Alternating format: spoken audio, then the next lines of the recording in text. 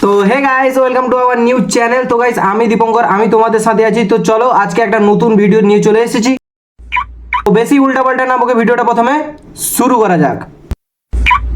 তো গাইস, গাড়ি আনলক হয়ে গেছে, এবার ইঞ্জিন স্টার্ট নেবে। দেখো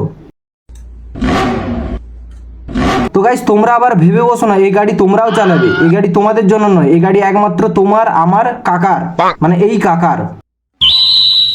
তো এই গাড়ি একমাত্র কাকাই চালাবে, তোমরা আমরা শুধু দেখবো।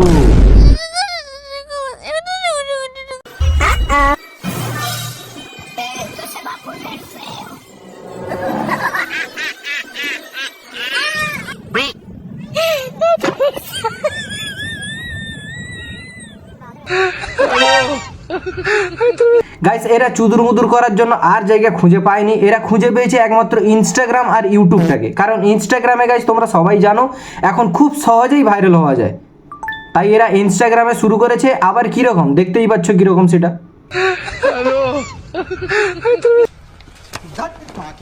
4 লাখ সিয়ার সিয়ারের যে ভিডিওটা 4 লাখ। আরে কাকা, ওটা সিয়ার নয়, ওটা শেয়ার।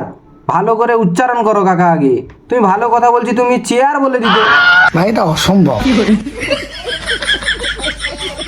4 লাখ সিয়ার আর হচ্ছে লাইক 30,000। মাথায় খারাপ ভাই, মাথায় নষ্ট। আরে কাকা, ওটা তো হওয়ারই কথা, কারণ আমাদের যে অডিয়েন্স পাতলা পাতলা ভাইরা আছে তারা তো আর ভিডিওটাকে সেইভাবে দেখবে না।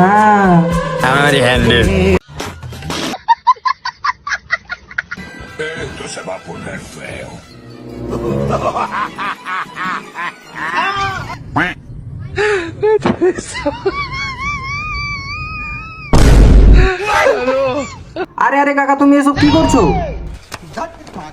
দেখো গাইস, এদের মতো লোকেরা ইনস্টাগ্রাম আর ইউটিউব খুলে এসব চুদুর মুদুর শুরু করেছে।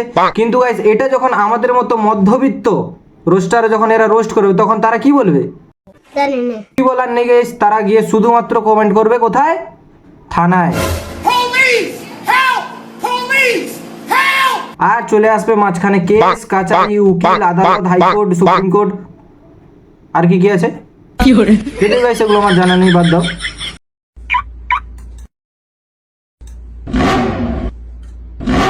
গাইস, এই ভিডিওটা দেখার পর আমার সত্যি একটাই কথা মাথায় আসছে, এরা যে সমাজে বাস করছে সেটাকেই নষ্ট করছে। এরা ইউটিউবে ইনস্টাগ্রামের অডিয়েন্সদের নষ্ট করছে। গাইস, সোজা ভাষায় একটা কথা বলতে গেলে, এরা ইউটিউব ইনস্টাগ্রামে যতদিন থাকবে ততদিন নোংরামি চলতে থাকবে। গাইস ঠিক বলেছো ভাই। হ্যাঁ নাচছো ভাই। মাংস ভাত সেই নাচতো। মাংস ভাত, এই দেখো ইস রে, তাহলে নাচতে হবে তোমাকে। মাংস ভাত খাবো। এত নাচ, এত নাচ, এত আনন্দ, এত আনন্দ। না মানে গাইস, এইসব বাজে ছেঁচড়া ইনফ্লুয়েন্সার যতদিন আমাদের এইসব কমিউনিটিতে থাকবে, মানে ইনস্টাগ্রাম ইউটিউব এগুলোতে থাকবে, ততদিন গাইস কোনো কিছু উন্নতি হতেই পারে না এই সমাজে। মাংকু ভাত, এটা কি ভাই?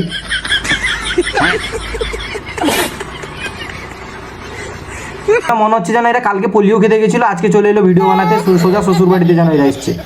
আর তার এই ভিডিওতে গাইস 1.3 মিলিয়ন ভিউ। আবার এটাকে সে পিন কমেন্ট করে দিয়ে রেখেছে ইনস্টাগ্রামে। লজ্জা লাগে না ভাই? মানে সিরিয়াসলি এত ন্যাকা কেউ কি করে হতে পারে? যেন মনে হচ্ছে সে এর আগে কোনোদিন মাংস ভাত খায়নি। মানে যাদের এখনো দুধের দাঁত ভাঙেনি তারাও তোর থেকে অনেক ভালো উচ্চারণ করতে পারে। সেই নাচতো। মাংকু ভাত। মানে একটা সত্যি কথা কমেন্ট করে বলো তো, এর আগে বাপের জন্মেও মাংস ভাত খাওনি না? মাংস খাবো, ले ओए तेरा बाप यहाँ छोड़कर गया था कि तेरी माँ? আহারে, শোনা গো, আমার খুব কষ্ট হচ্ছে বলো। নেক্সট। মনের পথে চলি তবু তুমি ছাড়া। গাইস, লিটারালি আমাকে কমেন্ট করতে হলো না এই ভিডিওটা দেখে, তারই একজন ফলোয়ার তাকেই কমেন্ট করেছে, সঙ্গীতা মাইতি। দাদা এখন বৌদির কানের পড়েছে, দুদিন পর দেখবো বৌদির ব্লাউজ ও পেটিকোট পরেছে। হিজড়া নাম্বার 1।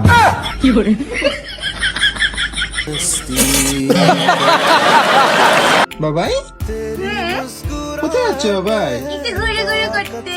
ঘুরলে ঘুরলে করতে।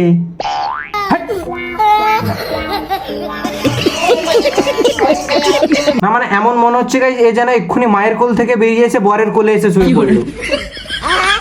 ঘুরে ঘুরে করতে।